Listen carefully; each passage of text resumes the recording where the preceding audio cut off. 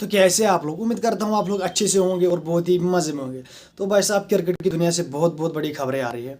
एक तरफ मैच शुरू होने वाला है 11 जून को, जो वर्ल्ड टेस्ट चैंपियनशिप का फाइनल है वो शुरू होने वाला है ऑस्ट्रेलिया और साउथ अफ्रीका में। भाई साहब ये है ना टेस्ट, ये एक रियल टेस्ट है, ये एक रियल क्रिकेट है। असली क्रिकेट यही है, टेस्ट ही असली क्रिकेट है। लेकिन अब आजकल के एंड्रॉयड लौंडे लफाड़े ना सिर्फ T20 को यार सपोर्ट करते हैं, लेकिन but I really like test cricket bro. ये गेम ना, एक टेस्ट क्रिकेट जो है ये मुझे दिल से पसंद है।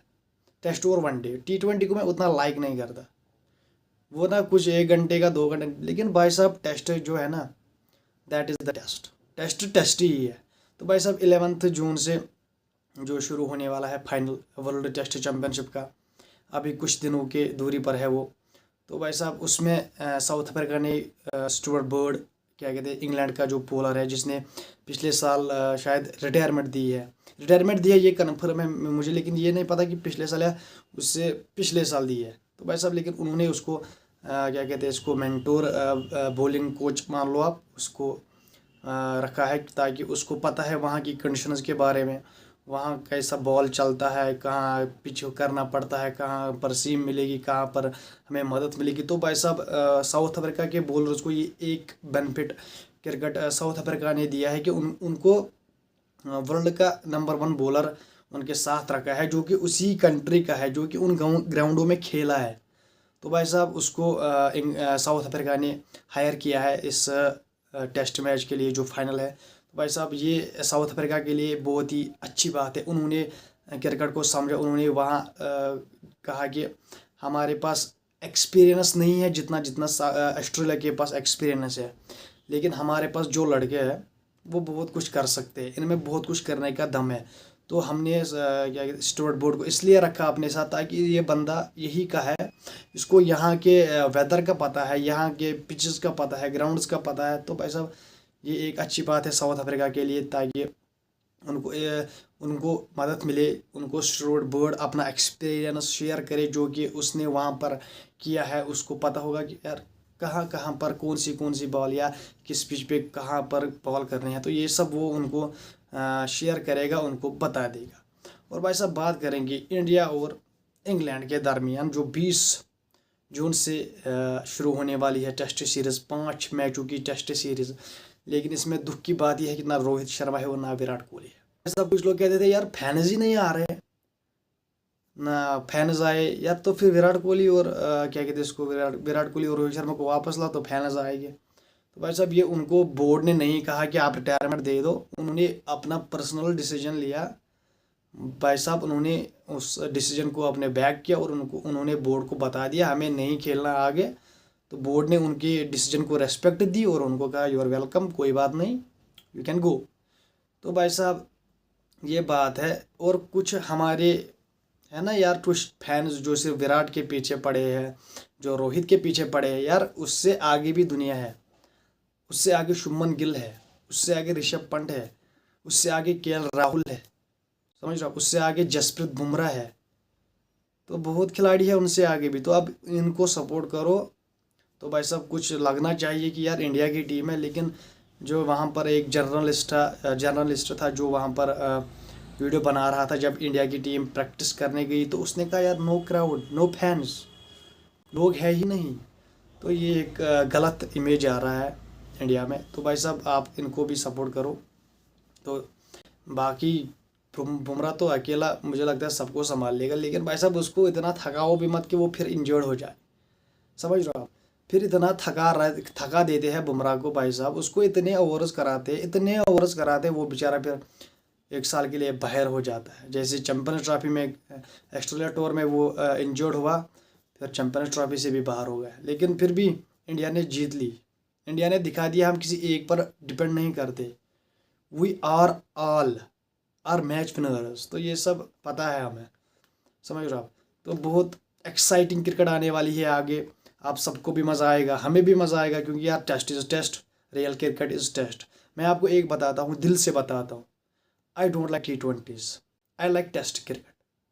क्योंकि यार जो टेस्ट क्रिकेट में मज़ा आता है ना, दैट वाज अनदर लेवल। जो इसको मतलब देखे अच्छे से विद फीलिंग, समझ, जैसे गर्लफ्रेंड की फीलिंग होती है ना, वैसे आप इसके लिए भी फीलिंग बना दो। You know the value of test cricket.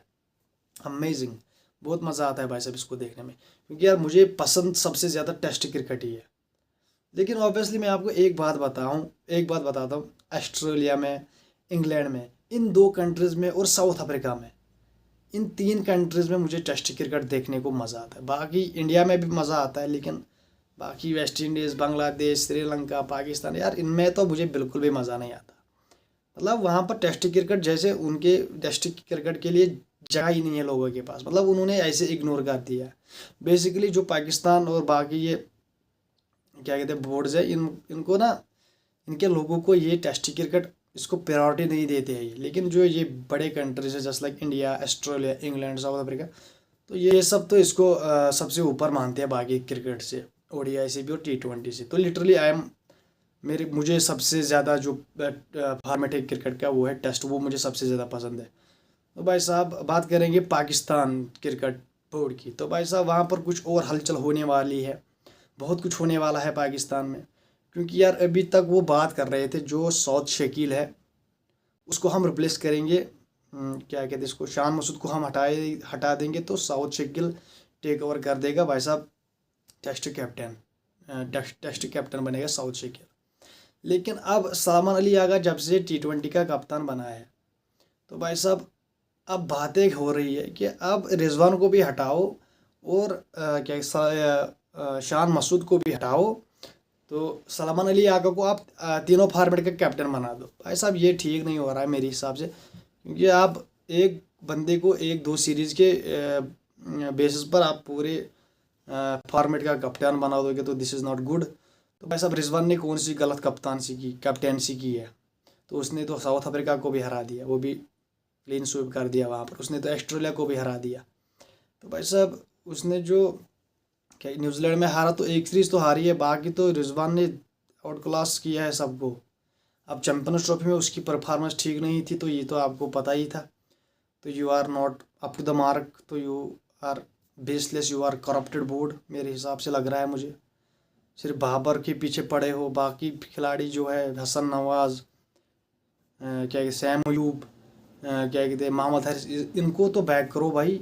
ये तो यूर फ्यूचर है आपका ये। तो इनको तो आप कहते हो कि ये फेल हो जाए, ये इनको वो हो जाए, ये हो जाए, ये बाहर हो जाए, बाबर आ जाए, रिजवान आ जाए, तो भाई दिस इज़ नॉट गुड। तो आपको इनको भी सपोर्ट कर रहे हैं, जैसे यहाँ पर हमारे यहाँ हो रहा है। रोहित शर्मा और विराट कोहली क्या चले गए, बाकी इन्होंने तो भाई साहब क्या कहते हैं इसको, टीम को सपोर्ट करना ही छोड़ दिया। हाँ वो अलग बात है, मुझे विराट कोहली पसंद है, मैं फ़ैन ऑफ RCB, वो अलग बात है। लेकिन भाई साहब पहले आपको जो बंदे खेल रहे हैं आपके टीम में, उनकी जगह तो उनको भी आपको सपोर्ट करना है। ये नहीं कि आप विराट कोहली चला गया तो अब किसी को हम सपोर्ट नहीं करेंगे, दिस इज़ नॉट गुड। भाई साहब आपको इक्वल सबको सपोर्ट करना है। हाँ मुझे पता है कोई किसी का फ़ैन होता है तो उसको वो बहुत ही ज़्यादा सपोर्ट करता है, लेकिन मुल्क तो आपका ही है, टीम तो आपकी मुल्क की है, तो you need to support your country, समझ रहे हो आप। तो भाई साहब वैसा ही हाल कुछ पाकिस्तान में हो रहा है। वहाँ पर कहा जा रहा है कि सलमान अली आगा को हम तीनों फॉर्मेट का कैप्टन बना देंगे और भाई साहब रिजवान को आप हटा दोगे। लेकिन मेरे हिसाब से ये तो बहुत गलत हो रहा है, क्योंकि रिजवान ने बहुत अच्छी कैप्टनसी की है।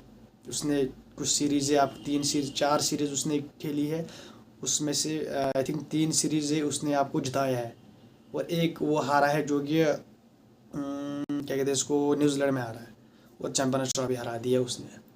बाकी आपको जो अब PCB के हाथ में है, वहाँ पर PCB की जो है वो करेगा फैसला, वो किसको उसको रखना है किसको नहीं। लेकिन जहाँ तक सोर्सेज कोड कर रहे हैं कि भाई साहब सलमान अली आगा को तीनों फॉर्मेट का कप्तान बना देंगे। तो भाई साहब मैं मिलता हूँ आपसे अगले वीडियो में, तब तक के लिए चैनल को कीजिए सब्सक्राइब, वीडियो को कीजिए लाइक और बेल आइकन पर ज़रूर प्रेस कीजिए। Bye bye.